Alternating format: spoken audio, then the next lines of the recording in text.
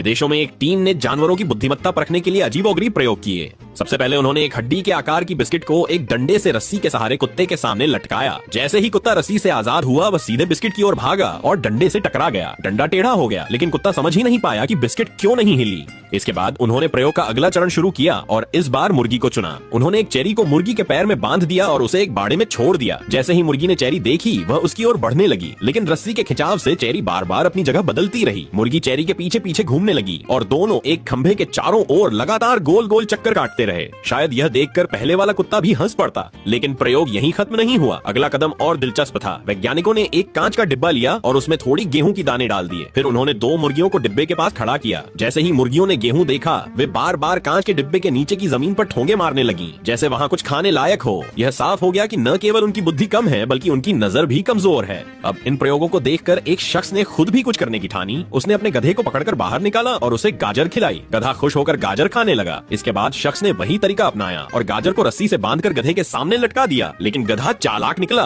उसने गाजर का पीछा करने के बजाय सिर नीचे झुका लिया और आराम से बैठकर सोचने लगा। बार बार कोशिश के बाद भी गधा गाजर के पीछे नहीं भागा। आखिरकार यह साबित हो गया कि गधा बाकी जानवरों से ज्यादा समझदार है।